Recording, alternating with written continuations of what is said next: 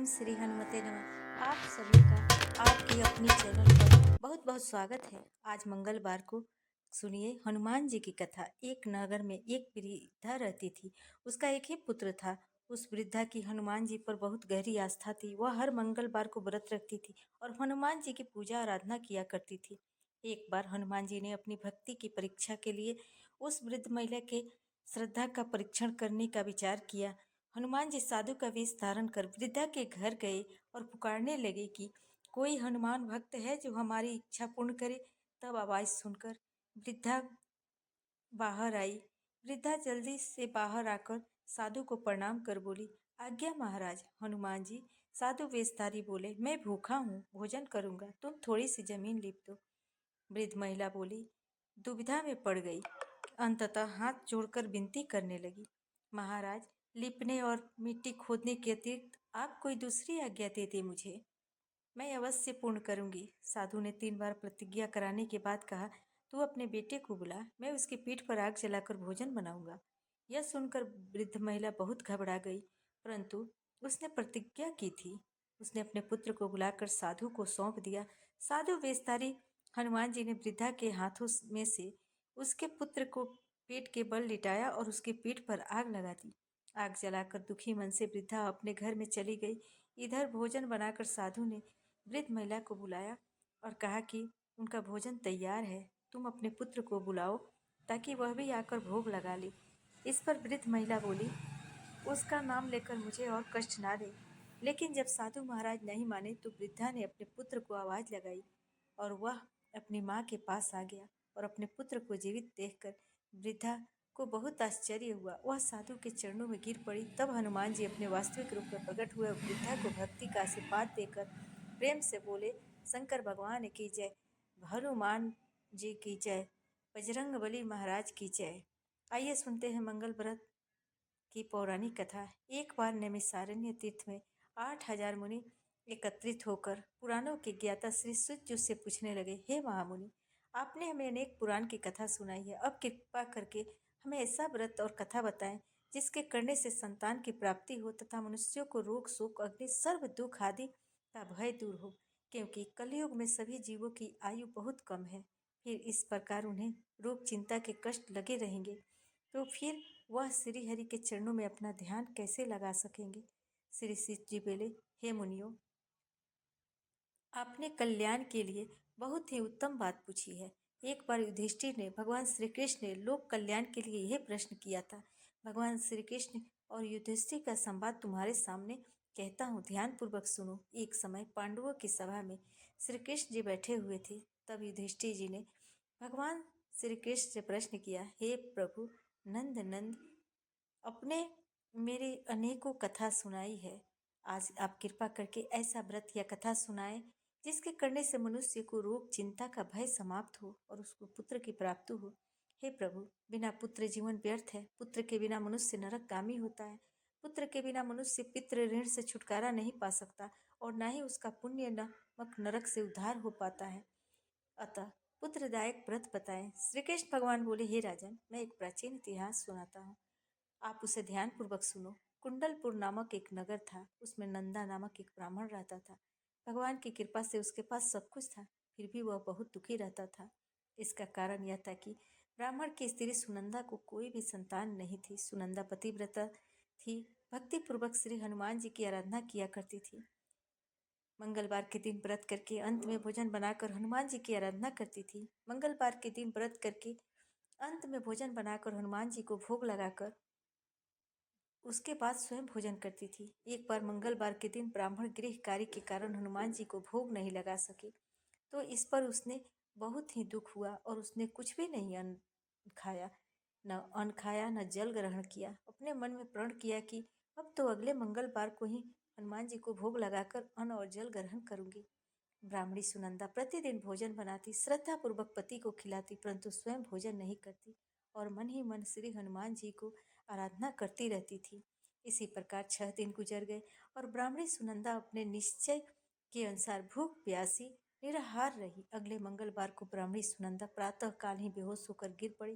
ब्राह्मणी सुनंदा की इस असीम भक्ति भाव से कारण भगवान हनुमान जी बहुत प्रसन्न हुए और प्रकट होकर बोले, सुनंदा, मैं तेरी भक्ति से बहुत प्रसन्न हूँ। तू उठ और वर मांग। सुनंदा अपने आराध्य देव श्री हनुमान जी को देखकर आनंद की अधिकता से विह्वल होकर श्री हनुमान जी के चरणों में गिरकर बोली, हे प्रभु, मेरी कोई संतान नहीं है, कृपा करके पुत्र और कन्या प्रदान करें। आपकी अति कृपा होगी। श्री महावीर जी बोले, तेरी इच्छा पूर्ण होगी। तेरे एक कन्या पैदा होगी, उसके अष्टांग प्रतिदिन सोना दिया करेंगे। इस प्रकार कहकर श्री महावीर जी अंतर ध्यान हो गए और ब्राह्मणी सुनंदा बहुत हर्षित हुई और समाचार अपने पति से कहा। ब्राह्मण देव कन्या का वरदान सुनकर बहुत दुखी हुए, परंतु सोना मिलने की बात सुनी तो बहुत प्रसन्न हुए। उन्होंने विचार किया कि ऐसे कन्या के साथ मेरी निर्धनता भी समाप्त हो जाएगी। श्री हनुमान जी की कृपा से वह ब्राह्मणी गर्भवती हुई और 10वें महीने में उसे बहुत सुंदर पुत्र की प्राप्ति हुई। यह बच्ची अपने पिता के घर में ठीक उसी तरह बढ़ने लगी जिस प्रकार शुक्ल पक्ष के चंद्रमा बढ़ता है। 10वें दिन ब्राह्मण ने उस बालिका का नामकरण संस्कार कराया। उसके कुल पुरोहित ने उस बालिका का नाम रत्नावली रखा, क्योंकि वह कन्या सोना प्रदान किया करती थी। इस कन्या ने पूर्व जन्म में बड़े ही विधान से मंगल देव का व्रत किया था। रत्नावली का अष्टांग बहुत सा सोना देता था। उस सोने से नंदा ब्राह्मण बहुत ही धनवान हो गया। अब ब्राह्मणी सुनंदा भी बहुत अभिमान करने लगी थी। समय बीतता गया। अब रत्नावली 10 वर्ष की हो चुकी थी। एक दिन जब नंदा ब्राह्मण प्रसन्नचित्त था, तब सुनंदा ने अपने पति से कहा, मेरी पुत्री रत्नावली का विवाह के योग्य हो गई है, इसलिए आप कोई सुंदर और योग्य वर देखकर विवाह कर दें। यह सुनकर ब्राह्मण बोला, अभी तो रत्नावली बहुत छोटी है। तब ब्राह्मणी बोली, शास्त्रों की आज्ञा है कि कन्या 8वें वर्ष में, गौरी 9वें वर्ष में, रोहिणी 10वें वर्ष में, कन्या इसके पश्चात रजस्वला हो जाती है। गौरी के दान से पाताल लोक की प्राप्ति होती है, रोहिणी के दान से वैकुंठ लोक की प्राप्ति होती है और कन्या के दान से इंद्र लोक की सुखों की प्राप्ति होती है। अगर हे पतिदेव, रजस्वला का दान किया जाता है तो घोर नरक की प्राप्ति होती है। इस पर ब्राह्मण बोला, अभी तो रत्नावली मात्र 10 वर्ष की है, तो मैंने तो 1 से 16 साल की कन्याओं के विवाह कराए हैं, अभी जल्दी ही क्या है।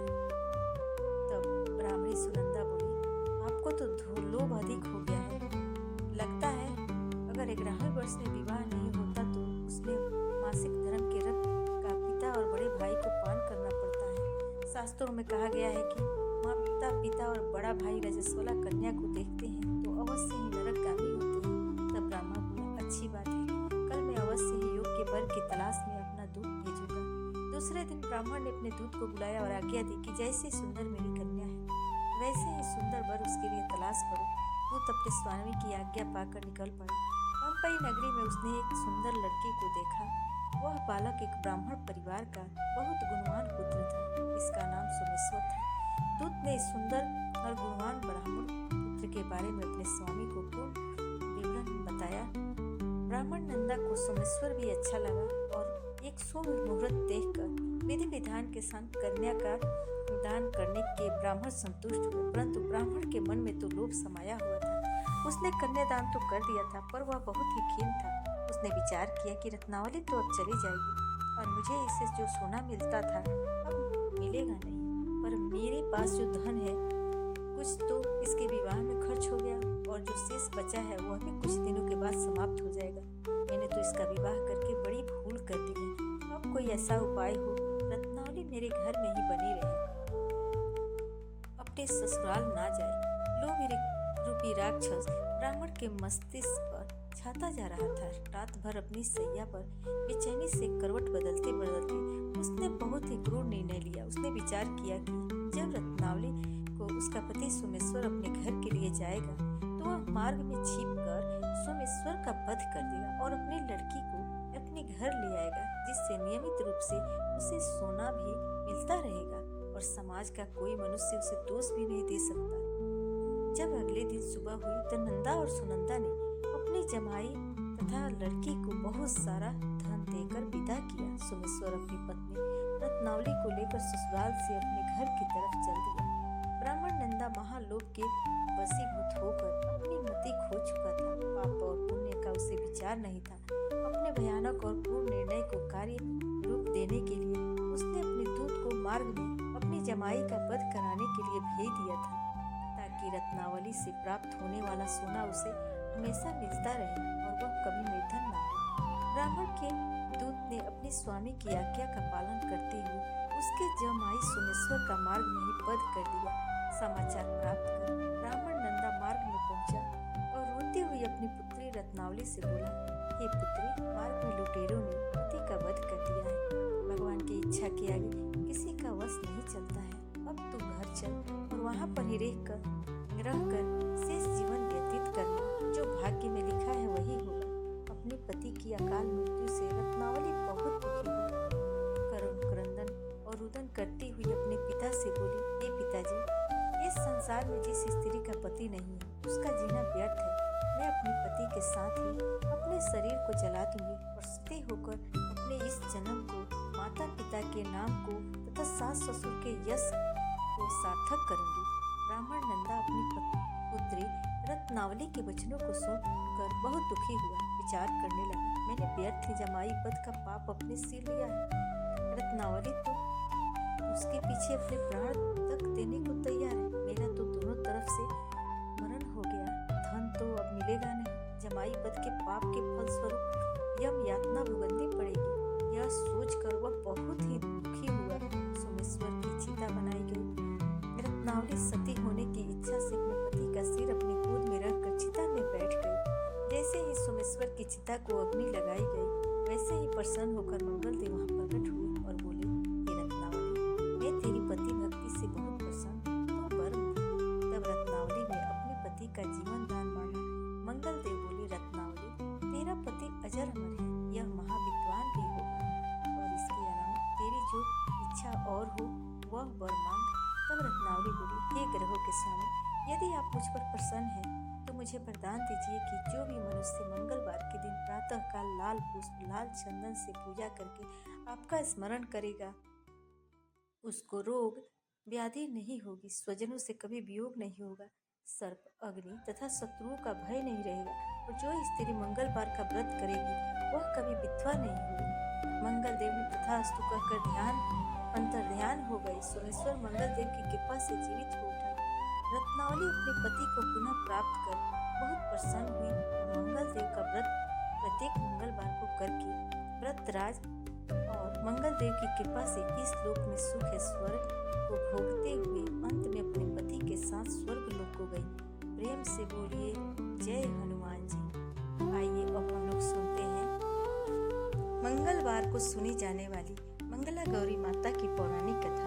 पूर्व देश में शुद्ध कीर्ति नामक एक विद्वान, कीर्तिशाली, शत्रुओं का नाश करने वाला, 64 कलाओं का ज्ञाता तथा धनुर्विद्या में कुशल राजा हुआ था। पुत्र के अलावा अन्य सभी शुभ चीजें उस राजा के पास थी। इसलिए वह राजा संतान के विषय में अत्यंत चिंतित हुआ और जब ध्यान पूर्वक देवी की आराधना करने लगा तब उसकी कठोर तपस्या से देवी प्रसन्न हो गई और उससे यह वचन बोली कि हे सुब्रत, वर मांगो। तब सुकीर्ति बोला कि हे देवी, यदि आप मुझ पर प्रसन्न हो तो मुझे सुंदर पुत्र दीजिए। हे देवी, आपकी कृपा से अन्य किसी भी वस्तु का अभाव नहीं है। तब उसका यह वचन सुनकर पवित्र मुस्कान वाली देवी ने कहा, राजन, तुमने अत्यंत दुर्लभ वर मांगा है, फिर भी कृपा मैं तुम्हें अवश्य दूंगी। किंतु राजन सुनिए, यदि परम गुण पुत्र चाहते हो तो वह केवल 16 वर्ष तक जीवित रहेगा, और यदि रूप और विद्या से पुत्र चाहते हो तो दीर्घजीवी होगा। देवी का यह वचन सुनकर राजा चिंतित हो उठा और पुनः अपनी पत्नी से परामर्श करके उसने गुणवान तथा सभी शुभ लक्षणों से संपन्न 16 वर्ष की आयु वाला पुत्र मांगा। तब देवी ने भक्ति संपन्न राजा से कहा, हे नंदन, मेरे मंदिर के द्वार पर आम का वृक्ष है, उसका फल लाकर मेरी आज्ञा से अपनी पत्नी को खिला देना, जिससे वह शीघ्र ही गर्भ धारण करेगी, इसमें संदेह नहीं। प्रसन्न होकर राजा ने वैसा ही किया और पत्नी ने गर्भ धारण कर लिया। 10वें महीने उसने देवतुल्य सुंदर पुत्र को जन्म दिया। तब काफी प्रसन्नता तथा शोक से युक्त राजा ने बालक का जात कर्म आदि संस्कार किया और शिव का स्मरण करते हुए उसका नाम चिरायु रखा। इसके बाद पुत्र के 16 वर्ष के होने पर पत्नी सहित राजा चिंता में पड़ गए। वे विचार करने लगे कि यदि पुत्र बड़े कष्ट से प्राप्त हुआ है और मैं इसकी दुखद मृत्यु अपने ही सामने कैसे देख सकूंगा। ऐसा विचार करके राजा ने पुत्र को उसके मामा के साथ काशी जी भेज दिया। प्रस्थान के समय राजा की पत्नी ने अपने भाई से कहा कि आप मेरे पुत्र को काशी जी ले जाइए और मेरे भगवान पुत्र के लिए प्रार्थना की कि कहा कि हे विश्वेश्वर, आप जगतपति की यात्रा के लिए मैं इस पुत्र को अवश्य भेजूंगी, अतः आप मेरे पुत्र को आज ही ले जाइए। सावधानी पूर्वक इसकी रक्षा कीजिएगा। अपनी बहन की यह बात सुनकर भांजे के साथ वह चल पड़ा। कई दिनों तक चलते चलते वह आनंद नामक नगर में पहुंचा। वहां सभी प्रकार की समृद्धि हुई। संपन्न वीर सेन नाम वाला राजा रहता था। उस राजा की एक सर्वलक्षण संपन्न युवा अवस्था प्राप्त मनोहर और सुंदर लावण्य मंगला गौरी नामक कन्या थी। उत्तम सौंदर्य को प्राप्त वह कन्या किसी समय सखियों के साथ नगर के उपवन में क्रीड़ा करने के लिए गई हुई थी। उसी समय वह चिरायु और उसका मामा वे दोनों भी वहां पहुंच गए और उन कन्याओं को देखने की लालसा से वही विश्राम करने लगे। इसी बीच विनोद पूर्वक क्रीड़ा करते हुए उन कन्याओं में से किसी ने एक कुपित होकर राजकुमारी को राणा का यह वचन कह दिया। तब उस अशुभ वचन को सुनकर राजकुमारी ने कहा कि तुम अनुचित बातें क्यों बोल रही हो? मेरे कुल में तो इस प्रकार की कोई नहीं है। मंगला गौरी की कृपा से तथा उनके व्रत के प्रभाव से विवाह के समय जिसके सर पर मेरे हाथ से अक्षत पड़ेंगे वे सुखी होगा। वह यदि अल्पायु वाला भी होगा तो भी चिरंजीवी हो जाएगा। इसके बाद वे सभी कन्याएं अपने अपने घर को चली गई। उसी दिन राजकुमारी का विवाह था।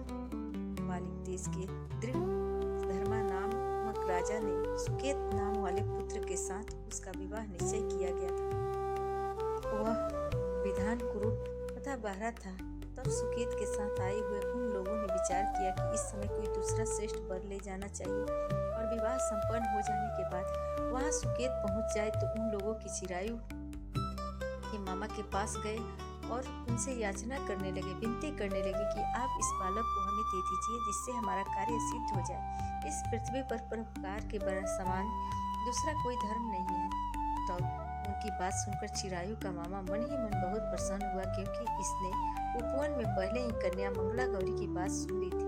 फिर भी उसने एक बार कहा कि आप लोग इसे किस लिए मांग रहे हैं? कार्य की सिद्धि हेतु वस्त्र अलंकार आदि मांगे जाते हैं, वर तो कहीं भी नहीं मांगा जाता। तथापि आप लोगों का सम्मान रखने के लिए मैं इसे दे रहा हूँ। इसके बाद चिरायु को वहां ले जाकर उन लोगों ने विवाह संपन्न कराया। सप्तपदी आदि के हो जाने पर रात्रि में शिव पार्वती की प्रतिमा के समक्ष उस चिरायु ने हर्षयुक्त होकर मंगला गौरी के साथ शयन किया।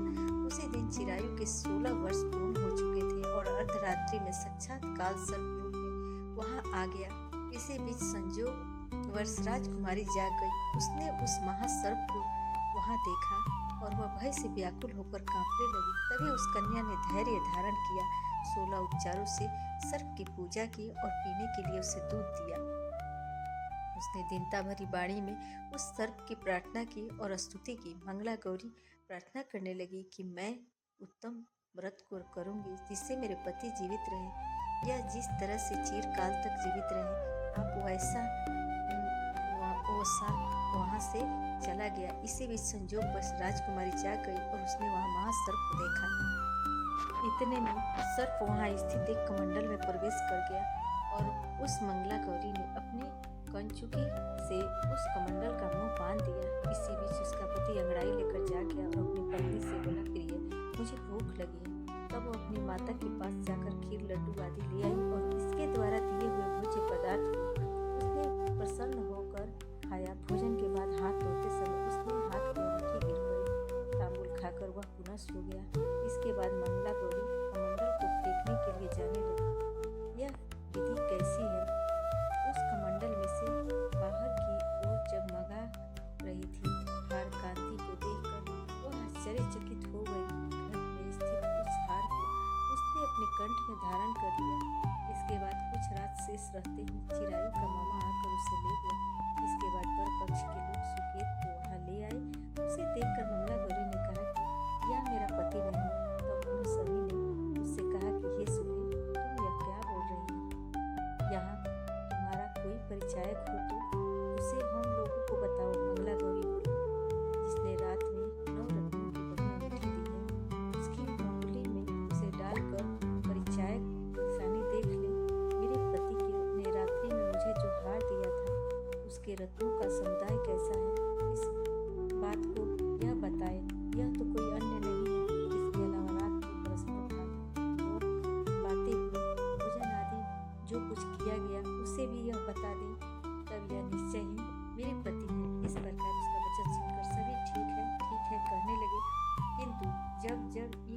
बात न मिली तब सभी ने सुकेत को उसका पति होने सिद्ध कर दिया।